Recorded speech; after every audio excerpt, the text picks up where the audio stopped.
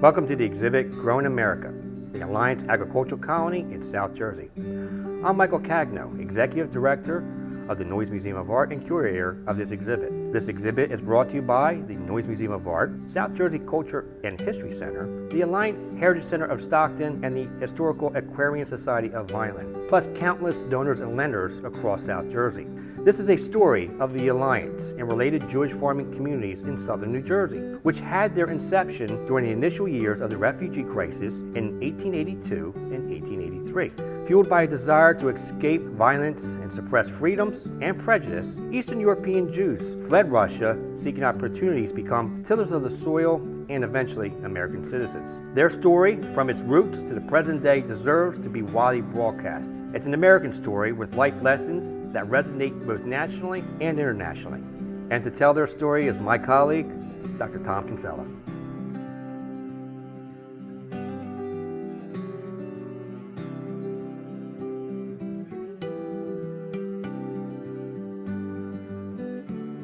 Here we are at an exhibition about farming. We've got a cultivator here. This is not the sort of thing you would have used to plow your full 15 acres, but this is the sort of thing that you would have plowed your backyard for your home garden in. You may not have used a grindstone every day on the farm, but you would use a grindstone often enough to keep the tools that you needed to make your living sharp. Here's just a selection of some of the tools that you might have found on the farm. This is a thistle picker. You don't really want to grab a thistle out by your hands. You use the thistle picker. A scythe. We've got a draw knife. We've got a butcher knife, both of which have not seen that grindstone in decades, I would imagine. Over here, we've got a corn sheller. This was a fancy piece of farm machinery to take the corn off the husk. You are growing corn for animals as well as people. This is a mechanical way to take the corn off of the cob. A companion piece, which is the corn stalk cutter. Once the corn has been grown, once you've got the stalks still in the field, you cut them down and you could slice up the stalks for feed for animals. Over here, we've got something that you're going to think is not a farm tool, but it is. Early on, the colonists realized in the wintertime you could not farm. You still needed to have income. The philanthropists from New York and Philadelphia were generous enough to give sewing machines to each family, or most of the families, and the men and the women would do piecework sewing during the wintertime, trying to increase the income that they had coming in. The story of the Alliance Colony actually starts in Russia. The Jewish population has been living under difficult circumstances for centuries in Russia. In 1881, when Tsar Alexander II is assassinated, that foments pogroms against the Jewish population. Those that could leave tried to leave at that point. There was concurrently a group of Jewish intellectuals in Russia who were coming up with the idea for a back to the land movement called Am Olam. They were thinking one of the best ways to restart our lives is to teach ourselves to farm and move back onto the ground and become farmers. Those people who could emigrate got to Western Europe, where philanthropists helped them move to South America and North America and even Palestine. They're taking ocean liners across to New York City, where they're landing in Castle Garden. Ellis Island isn't going to be open for another 10 years. Castle Garden is the New York State emigration depot. That's where most people come if they're coming from Europe to America.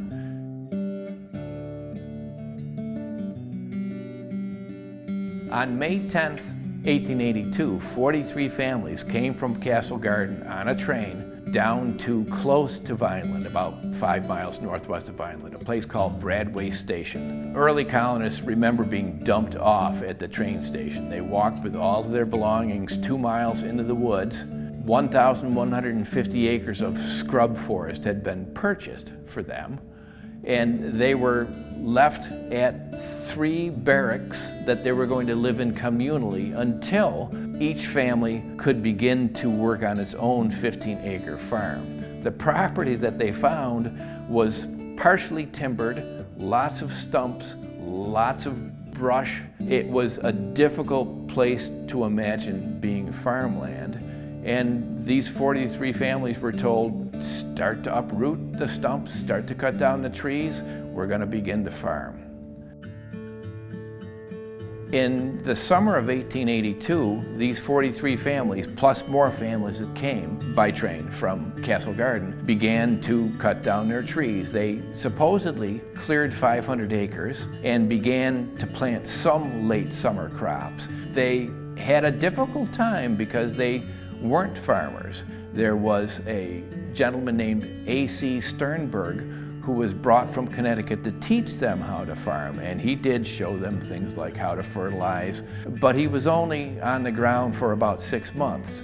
After that, in 1883 and 1884, these colonists were on their own. They ran into financial difficulties. They write in a series of articles and letters, they write to the philanthropists in New York saying, we need help, you have to help us, it's wintertime and we've got no seed for the spring. The philanthropists would write back and say, we've given you a lot of money, you haven't paid any taxes, you haven't paid anything on your housing that we've built for you, you need to get to work harder. In the back and forth, the darkest days of the colony probably were 1884, 1885. They did manage to learn how to farm well. They did succeed well enough to begin to build their synagogues, build their schools, and progress.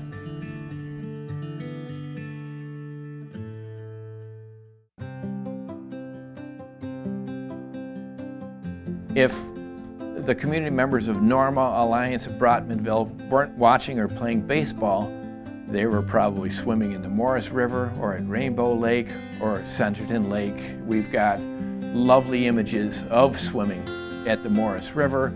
We have some video film from the 1930s of swimming in the river as well.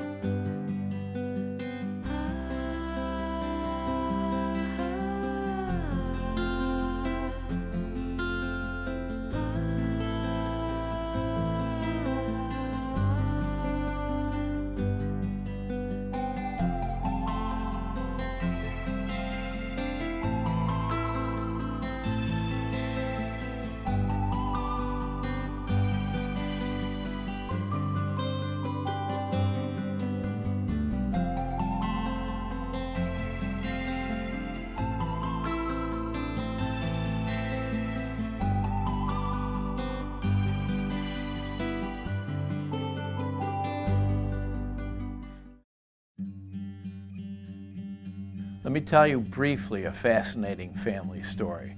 This is about the Stavitskys. Eli and Riva Gittel Stavitsky were one of those 43 original families who settled at Alliance. Eli and Riva had a son named Feshel, Fish Stavitsky, who himself married and had a family. Fish was hoping to farm like his father, but could not get funds from the Baron de Hirsch Fund in order to purchase his own farm. So he went to Philadelphia, working at the Baldwin Locomotive Company in order to support his family. While he was in Philadelphia, he was caught in a typhoid epidemic and died, leaving his young wife, his 4 boys, and his youngest daughter without a father. The Stavitskys stayed with the grandparents on the farm for a year, but eventually that became untenable. What Shifra, the wife, decided to do was to take her oldest grandson and leave him with Eli and Riva Gittel on the farm. She took her 3 sons and put them in an orphanage in Philadelphia. There's a story that the 2 youngest Stavitsky boys, Barney and Benny, were split from their older brother, Eddie Stavitsky. He was in the upper level of the orphanage, they were in the lower level. They were young enough so that when they grew 2 years older and moved into the upper level, they didn't remember they had a brother. They heard about this guy named Sweeney Stavitsky, who was a great baseball player on the orphanage team, older than them. They loved baseball. When they finally met him, they realized this is our older brother.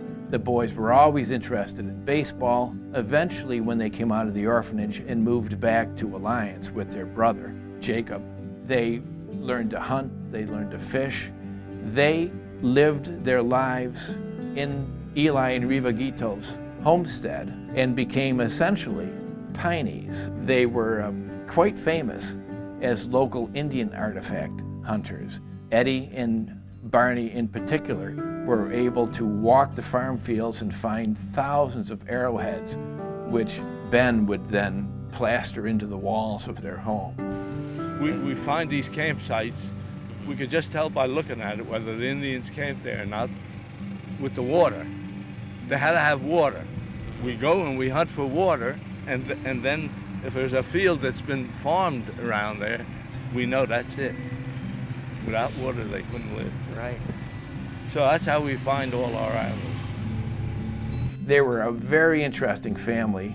Their homestead was the last original farmhouse built in 1882 for the original colonists. It was eventually taken down in 2004.